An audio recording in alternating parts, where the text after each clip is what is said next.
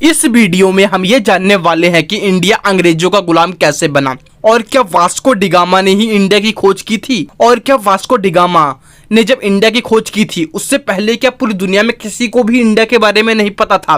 तो चलते हैं और जानते हैं। जुलाई 8, 1497 वास्को डिगामा नाम का एक पोर्टुगीज सेलर अपने देश पुर्तगाल से इंडिया की खोज करने के लिए निकला, और उस समय यूरोप के बहुत से देशों ने अपने लोगों को भेज रखा था कि जाओ इंडिया के सी रूट की खोज करके लेके आओ। और बहुत से यूरोपियन लोग इंडिया की खोज करने के लिए निकलते और अलग अलग देशों की खोज कर लेते। जैसा कि मैंने आपको पिछली वीडियो में बताया था, कोलंबस जो कि इंडिया की खोज करने के लिए निकला था, पर उसने गलती से अमेरिका की खोज कर ली। और उसी तरीके से वास्को डिगामा इंडिया की खोज करने के लिए निकला। जो वास्को डिगामा है उसने बहुत से सेलर यानी कि जो इंडिया की खोज करने के लिए निकले थे उनके बहुत सारे मैपों की स्टडी की और रूटों की स्टडी की, और वास्को डिगामा अपने देश से इंडिया की खोज करने के लिए निकल गया।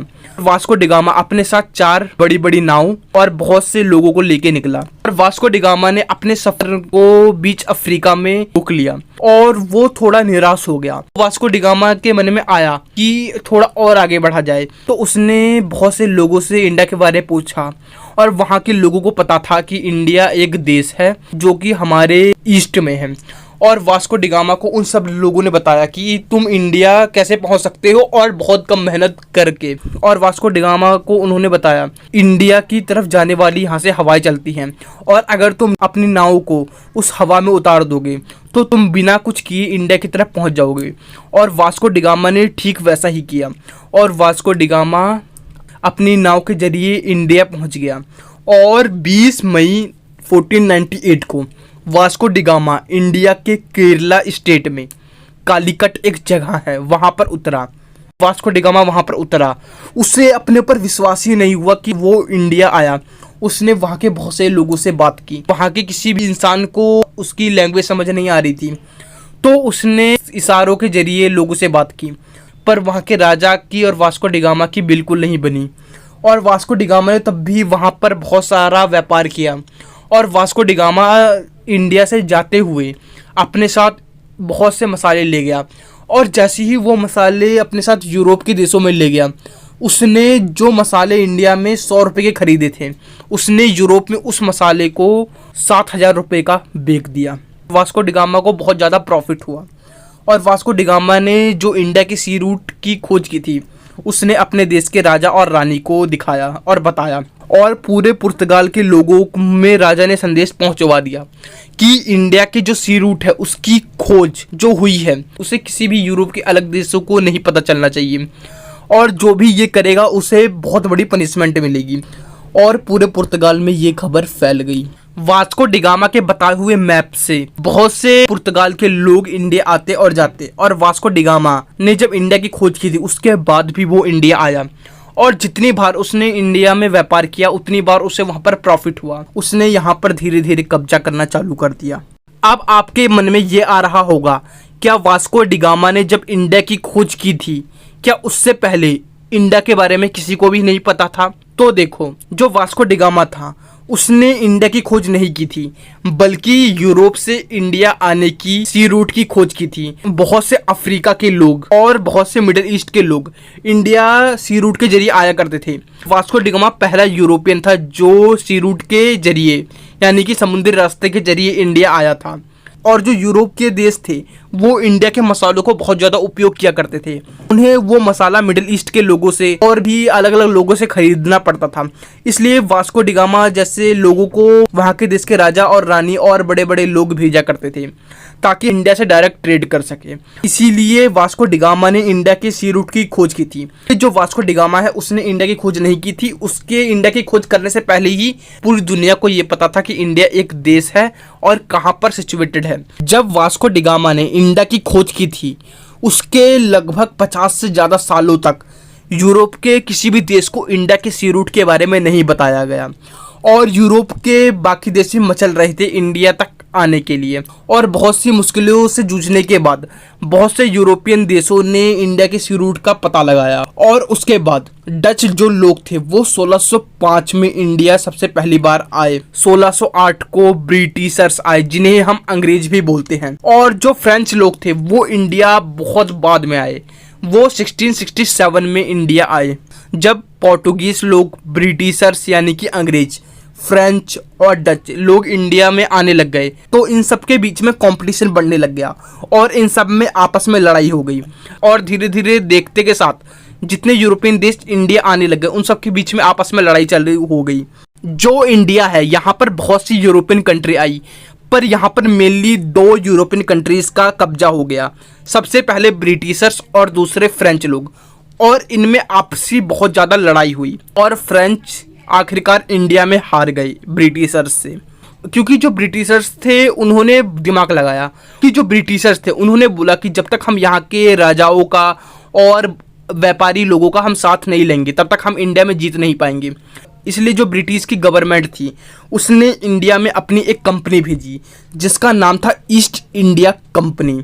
और उस कंपनी का काम मेनली ये था कि इंडिया से सामान खरीदे और उसे यूरोप ले जाए, स्पेशली रॉ मटेरियल, और उसे इंग्लैंड में लाके फिनिश्ड प्रोडक्ट बना के इंडिया वापस लाके बेचे, जिससे वो प्रॉफिट कमाए। और ईस्ट इंडिया कंपनी के लोगों ने यहाँ पर अपनी बहुत सारी फैक्ट्री लगाई और यहाँ के लोगों को काम दिया, जैसे कि किसानों से उनकी फसलें खरीदी, वो भी महंगे दाम पे, जो यहाँ के लोकल व्यापारी थे उनसे, और बहुत से लोगों को अपनी फैक्ट्रियों में काम दिया, जिसके कारण इंडिया के लोग थे वो ईस्ट इंडिया कंपनी को बहुत ज़्यादा प्यार करने लग गए और सोचते थे कि यहाँ पर राजा हैं, उनसे तो बढ़िया ये कंपनी वाले हैं, ये हमें पैसा भी देते हैं, साथ में हमारी फसलें भी खरीदते हैं और हमारे बच्चों को और भी लोगों को काम देते हैं। और देखते देखते ईस्ट इंडिया कंपनी की बहुत सारी फैक्ट्रियाँ इंडिया में लग गई। और जो सबसे पहला अंग्रेज भारत आया था 1608 में, उस समय इंडिया में मुगल डायनेस्टी का रूल था, इसलिए ईस्ट इंडिया कंपनी कुछ भी नहीं कर पा रही थी। और जब ईस्ट इंडिया कंपनी थोड़ी पावर में आने लग गई, उसने सोचा कि मैं इंडिया की थोड़ी ज़मीनों पे कब्जा कर लेती हूँ, क्योंकि मेरे पास यहाँ के लोकल लोगों की फोर्स है, ब्रिटिश से लाई हुई फोर्स है, और जो मेरे पास वेपन्स है वो भी थोड़े मॉडर्न हैं। ईस्ट इंडिया कंपनी ने इंडिया की ज़मीनों पे कब्जा करने की सोची, पर उस समय इंडिया पे मुगल डायनेस्टी का रूल था और उस समय मुगल डायनेस्टी के जो बादशाह औरंगजेब आलमगीर थे, उनका पूरी इंडिया के ऊपर शासन था। ईस्ट इंडिया कंपनी और औरंगजेब के बीच में लड़ाई चालू हो गई और औरंगजेब ने ईस्ट इंडिया कंपनी को इतनी बुरी तरीके से धोया। ईस्ट इंडिया कंपनी के ऊपर बहुत सारे प्रतिबंध लगा दिए, यानी कि बैन लगा दिया। और ईस्ट इंडिया कंपनी के जो हेड थे वो सब आके औरंगजेब के सामने माफ़ी मांगने लग गए। ईस्ट इंडिया कंपनी के लोगों ने ये बात जान ली और जब तक इंडिया पर मुगल डायनेस्टी और औरंगजेब का कब्जा है, तब तक हम इंडिया पे बिल्कुल भी कब्जा नहीं कर सकते हैं। इंडिया कंपनी के जो हेड थे उन्होंने शांति बना ली और धीरे धीरे करके उन्होंने औरंगजेब से और जो छोटे छोटे राजा थे इंडिया में, उनसे थोड़ी थोड़ी ज़मीन लेने लग गए। और जो ब्रिटिशर्स की गवर्नमेंट थी वो इंतजार कर रही थी कि कब इंडिया के जो राजा हैं उनका शासन टूटे और छोटे छोटे राजाओं के पास शासन जाए। और ईस्ट इंडिया कंपनी के लोग यही मौका ढूंढ रहे थे और धीरे धीरे उन्हें मौका मिल गया। जब इंडिया से मुगल डायनेस्टी हट गई और इंडिया में छोटी छोटी जगह पर छोटे छोटे राजा हो गए, तो उसके बाद ईस्ट इंडिया कंपनी ने सोचा कि अब हमें धीरे धीरे करके यहाँ के राजाओं को कंट्रोल करना होगा, ताकि हम यहाँ पर अपनी ट्रेडिंग को और बढ़ा सकें और जो व्यापार है उसे सही तरीके से कर सकें। और ईस्ट इंडिया कंपनी यहाँ पर गलत चीज़ों का व्यापार करने लग गई, जिससे यहाँ के कई राजाओं ने विरोध किया। ईस्ट इंडिया कंपनी ने तो कई बार टैक्स की चोरी की, जिसके चक्कर में यहाँ के राजाओं और ईस्ट इंडिया कंपनी के बीच काफ़ी तगड़ी लड़ाई हो गई। कंपनी ने जब मुगल डायनेस्टी ख़त्म होने के बाद यहाँ के छोटे छोटे राजाओं पर दबाव बनाना चालू कर दिया। और सबसे पहली जो मेन जीत ईस्ट इंडिया कंपनी की मानी जाती है इंडिया को गुलाम बनाने के लिए, वो आती है बंगाल में। बंगाल के उस समय एक नवाब थे जिनका नाम था सिराजुद्दौला। सिराजुद्दौला ने ईस्ट इंडिया कंपनी के ऊपर काफ़ी ज़्यादा बैन लगा दिया और उन्होंने ईस्ट इंडिया कंपनी को चेतावनी दी, तुम अपने मन के हिसाब से यहाँ पर कुछ भी नहीं कर सकते हो, यहाँ पर जो सही लगेगा पहले तुम्हें परमिशन लेनी पड़ेगी। और ईस्ट इंडिया कंपनी के जो हेड थे उन्हें ये बात बेकार लगने लग गई, जिनका नाम था लॉर्ड डलहौजी। और उन्होंने अपनी कंपनी की मीटिंग बुलाई और उसमें प्लान बनाया और उन्होंने बोला कि इस राजा को, सिराजुद्दौला को हमें हटाना होगा।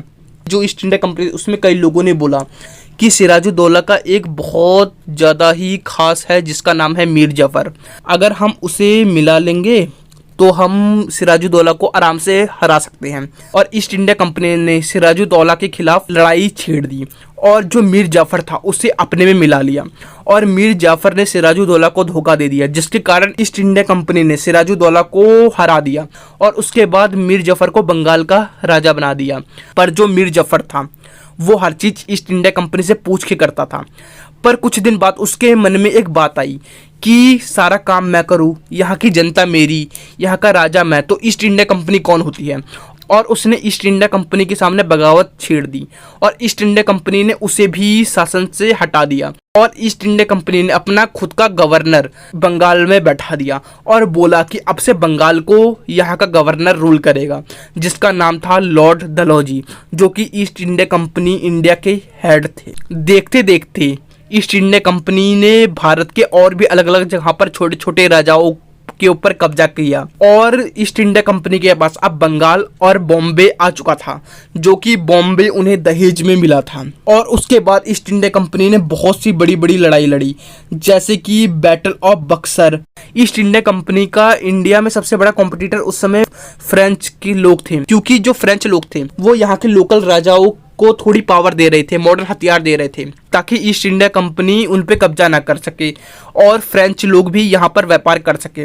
और जो फ्रेंच लोग थे उन्होंने टिप्पू सुल्तान के जो फादर थे, जिनका नाम था हैदर अली, उनका भी साथ देने की सोची और ईस्ट इंडिया कंपनी को ये बात बहुत ज़्यादा बेकार लगी और ईस्ट इंडिया कंपनी ने हैदर अली को लड़ाई में हरा दिया। ईस्ट इंडिया कंपनी ने लगभग भारत में बहुत जगह पर कब्जा कर लिया और ईस्ट इंडिया कंपनी ने अपनी बहुत सी पॉलिसी बनाई। कंपनी ने जब भारत में कब्जा कर लिया तो उन्होंने सोचा कि हर जगह पर लड़ाई करने से काम नहीं बनेगा और यहाँ के लोकल राजाओं को हम अपना पपेट यानी कि हम अपने हिसाब से चलाएंगे और राज करवाएंगे। और यहाँ के जितने भी छोटे छोटे राजा थे उन्हें ईस्ट इंडिया कंपनी ने डायरेक्ट बोल दिया कि जो हम बोलेंगे वो करो, जैसा हम टैक्स लगाने के लिए बोलेंगे वैसा टैक्स लगाओ और जो फसल हम किसान को उगाने के लिए बोलेंगे वो फसल उगाओ। और ईस्ट इंडिया कंपनी ने पूरे भारत पे ऐसे धीरे धीरे धीरे धीरे कब्जा कर लिया। जो राजा ईस्ट इंडिया कंपनी की बात मानने से मना कर देता था उस राजा पर ईस्ट इंडिया कंपनी अलग अलग तरीके के दबाव डालती थी, क्योंकि ईस्ट इंडिया कंपनी के पास बहुत ज़्यादा पैसा था और लोगों का सपोर्ट भी था, क्योंकि ईस्ट इंडिया कंपनी बहुत से लोगों को रोजगार देती थी। और जो राजा ईस्ट इंडिया कंपनी के बिल्कुल खिलाफ चले जाता था उनकी जनता से राजा के खिलाफ विद्रोह करवा देती थी ईस्ट इंडिया कंपनी, या उनके जो मंत्री थे उन्हें राजा बनाने का लालच देकर ईस्ट इंडिया कंपनी उनके मंत्रियों को राजा के खिलाफ भड़का के विद्रोह करवा देती थी। और जो ये ईस्ट इंडिया कंपनी की नीति थी ये बहुत ज़्यादा सक्सेसफुल रही। ईस्ट इंडिया कंपनी के पास एक बहुत बड़ा ब्रह्मास्त्र था। उसने इंडिया में कब्जा करने के वक्त में उसने बहुत से राजा को और जनता को धर्म के नाम पर लड़वाया और जिसके चक्कर में उसने इंडिया में बहुत जल्दी सक्सेस पा लिया।